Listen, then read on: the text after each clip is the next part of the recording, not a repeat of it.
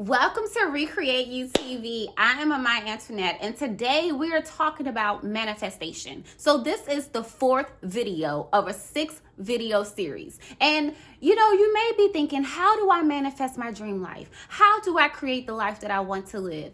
Well, one way is to literally start creating your dream life now, in the present moment. You don't have to wait for some other time. You can literally start doing it now. And how, might you ask? Well, I'm glad you asked. By taking an audit of how you are spending your time now. So, for example, you may be like, well, in my dream life, I would spend more time with friends and I would spend more time traveling and reading and doing yoga and really getting in tune with myself and meditating. So, what are you doing with the 168 hours that you have now? What are you doing with the 168 life bucks that the divine has gifted you every single week?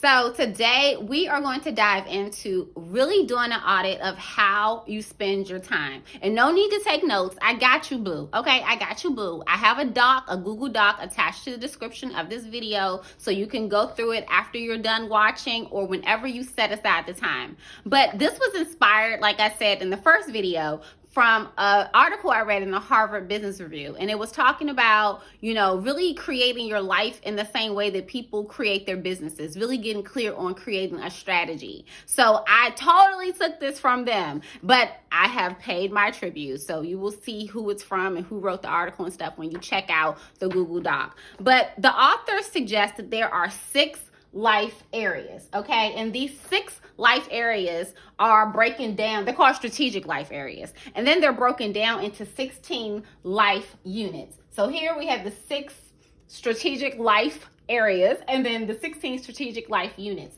and really getting clear on how do you spend your time in each one. Okay, so for example, number 1 is relationships. And the way the authors broke this down is that relationships are your significant other, your family, and your friendship.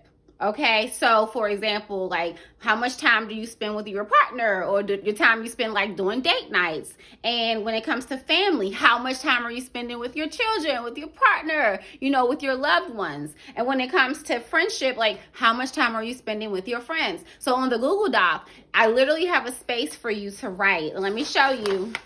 I have a space. See, I put in the work for you. Okay, I got you. So on the doc, I literally put, how are you currently spending your time? So how much time do you spend in a week? And then how would you rate your level of importance? So if you're like, hey, spending time in my relationships is not important, so that would be like a 1 or a 0, right? But we know that's not true. But you would literally say, okay, I spend 3 hours a week doing this, and the level of importance to me is this, right? So you can really get clear and get that visual, get that mental picture, get that clarity of where your time is going. We live in a society where it's just so fast paced, where there's so much to do, where we're constantly like in the rat race, got to get this done, got to get that done, got to do this, got to do this, that we don't even stop to think like, how am I spending my time? Right? Okay, so get clear on how you are spending your time as far as your relationships. Okay, then the second area, the second strategic life area is your body, mind, and spirituality. Okay, and that's broken down into 3 subunits, which is physical health and sports. So how much time are you spending working out?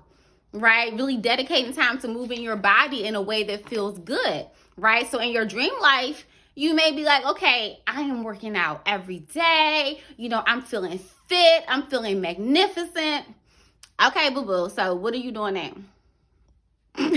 How much time are you spending actually moving your body, focusing on your physical health, right? Because in our dream lives, we are healthy, we are vibrant, right? We are ready to go. So that means we have to take care of this body temple. So when it comes to also, this area is broken down into mental health and mindfulness. So what are you doing in that area, such as maybe like meditation, right? And don't even get me started on meditation. Now, some people are like, meditation is hard. And I would say like, meditation can come in a lot of different ways. And if you've experienced trauma, you have a hard time sitting still, like there are still other things that you can do that could be meditative or that can put you in a space of mindfulness, right? But like for me, like I meditate every day, and meditation has literally saved my life, y'all. Like meditation has saved my life. I started meditating when my daughter was born, and I was dealing with like super deep depression. Like it was bad. Like I wanted to unalive myself many times. And I started to meditate. And not that those feelings still didn't come up, but meditation really helped me to be more aware of my thoughts, to be able to really regulate myself more, and to just be able to sit with uncomfortable emotions and sit with things that just don't feel good. So meditation has been a game changer. So yes, think about how much time are you dedicating to meditation or to prayer. And even, maybe therapy can be in this area too. Like, are you going to therapy? If you've experienced trauma, even if everybody has experienced some form of trauma, whether it's a big T trauma, or a little T trauma, everybody could benefit from some therapy. Okay. So are you spending time doing that? Right. So really get clear on how you are spending your time. And when you do that, you can literally write how much time you spend in a week and then your level of importance. Okay. So also in this area is spirituality and faith. So this could fall under prayer. This could fall under, reading your Bible or reading your religious text, because we are not just physical beings. Right? We are not just human beings. We are spiritual beings having a human experience. So it is very important that we spend time tending to our spiritual world. And I feel like a lot of times, like I know for me, I would really start to feel out of it and not connected if I wasn't spending enough time tending to my spiritual world. Right? So get clear. How much time are you spending there and how important is it to you? Okay. So number 3. Community and society. So in this area, community and citizenship falls under that. So like, for example, membership in local clubs or jury duty, like doing your civic duty. And jury duty, that's a whole nother story. But like, what are you doing in your community, right? Also social engagement, societal engagement, such as volunteering, activism. So what are you doing to contribute to the greater good of your community, of your people? Right? How much time are you spending there? And what is your level of importance? Maybe that's not super important to you, or maybe it's kind of important, but really getting clear, like I said, on how you're spending that time. Okay, the next area is job learning and finances. So under this, it falls job, career, education, learning, and finances. And don't worry, I have the chart that I found in the Harvard Business Review, that article. The chart is also on the Google Doc, so you'll have all of that when you download it. But for example, like job, career, how much time are you spending at work? Probably like 40 hours. But then not just that, like, the time you spend commuting, like literally how much time are you spending in your job? Okay, get clear on that, Also get clear on, and in your dream life, how much time do you want to be spending working? Do you want to spend 40 hours a week working, or 50 hours? To me, I'm totally cool with maybe like 10 hours a week. But, hey, whatever. Like, think about it. What do you want to be doing? So remember, this activity is not just about gauging where you are. It's also gauging where you want to be. So that's number 1. Number 2 is the education, learning. So how much time are you spending taking classes or training? And what I've realized from just a lot of conversations and just dealing with a lot of people over the years is that sometimes, or oftentimes, people stop learning once they're out of school, or they have to do something for their job. Like that's mandatory, a mandatory training. But really, how often are you spending time, learning about new topics, things that you find interesting, really dedicating time to that, because we are beings that need to feel like we're growing. And when you stop learning, you stop growing. And, when you're an adult, sometimes it's not as easy. It's not just thrown in your face like you have to do this. So you have to seek out opportunities to learn, to grow your brain, to grow your mind, to learn about maybe new perspectives on even like a topic that you know a lot about, right? So how much time are you spending there? And then lastly, your finances. So how much time are you spending planning and investing your money? Whew. This is the area I really need to work on, y'all. Okay, so when I get my coins up, I'm gonna need like a CPA or like an investor, a financial planner or something. But yeah, how much time are you spending in that area? Okay, so number 5, interest and entertainment. So hobbies and interests fall under this category, such as also online entertainment and offline entertainment. So under hobbies and interests, how much time are you spending doing things that you actually enjoy? And you know what? Like, I used to get so frustrated when people ask me, like, what are your hobbies? Especially when I became a mom, because I'm like, what? Hobbies? What's a hobby? I play with my daughter. I teach my daughter. I nurse my daughter. I take my daughter out. Like, I don't know.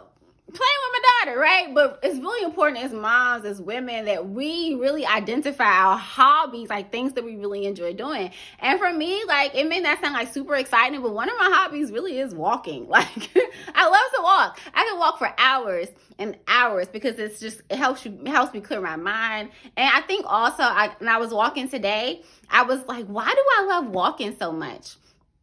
And I realized it's probably also because my dad and I used to walk all the time when I was little. And we would walk all the time, everywhere. My dad loves to walk, and he still loves to walk to this day. So I think in a way, it like connects me to my dad. Maybe that's why I love to walk. But that's like one of my hobbies, right? Your hobby doesn't have to tickle anybody else's fancy, okay? It only has to tickle your fancy, okay? So what are your hobbies? How much time are you spending in them? Also, online entertainment. So we know a lot of people spend a lot of time on social media, right? So social media, TV, gaming. Okay, really get clear on how much time you're spending on social media though, because what I've been learning recently, and I'm probably gonna do a video on this soon, about like your dopamine. So if you're feeling like unproductive, if you're feeling like super anxious, depressed, it could be because you are spending too much time looking at online entertainment, because literally when you're on social media and you're scrolling, it's hitting like your dopamine centers, your dopamine receptor centers, and you're basically burning them out, okay? And that can create mental illness. For real, like the research has been done. It's in like scientific journals and for real, it's there. So really get clear on how much time you're spending on social media, because social media is set up to be addictive, and it could cause a lot of issues, a lot of health ailments. So get clear, okay? And then also offline entertainment, such as like vacations, going to the theater, hanging out with friends, like how much time are you spending actually getting outside of your home, off of the computer, and doing things that you enjoy?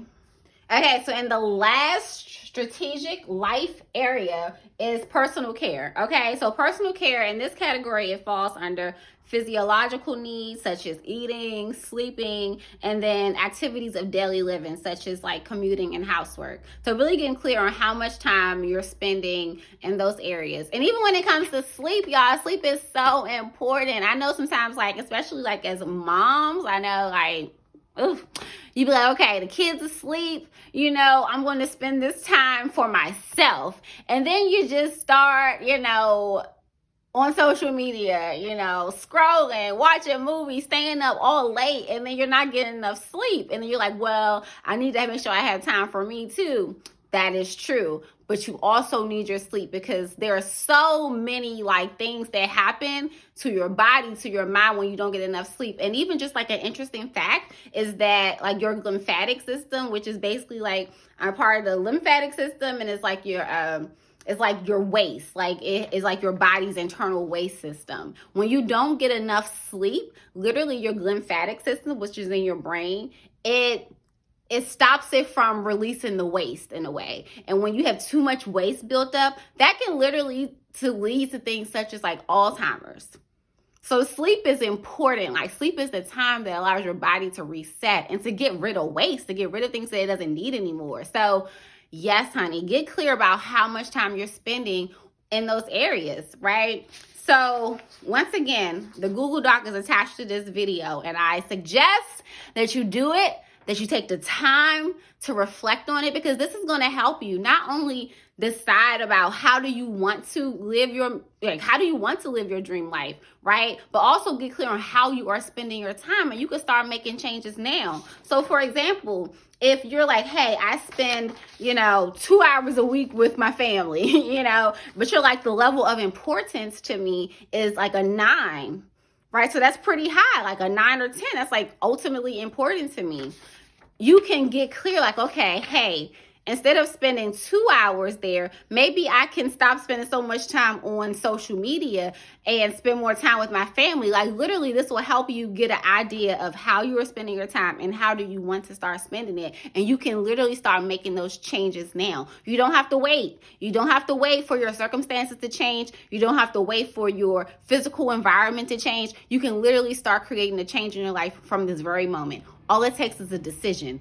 It takes 2 things. It takes self-awareness, because you have to know how you're spending your time. And then it takes making a decision that you're going to do something different. So don't wait to live your dream life. You can literally start incorporating elements of what your dream life looks like into your present day reality. So if you found this video helpful and valuable in any way, I ask that you please subscribe.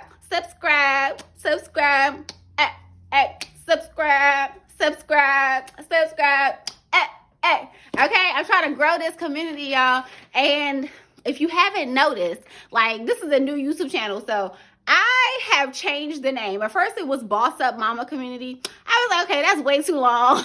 Okay, so I call it Recreate You, and Recreate You TV is the handle. So instead of calling you all boss up mamas, now I'm calling you creators. Okay, so you are literally with me on this journey as I shift, as I create, as I, go back to the drawing board to see what isn't working. How can I create a better experience for you all? So yes, you are the creators now, not boss up mamas. So peace out, creators, and I'll see you in the next video. Peace.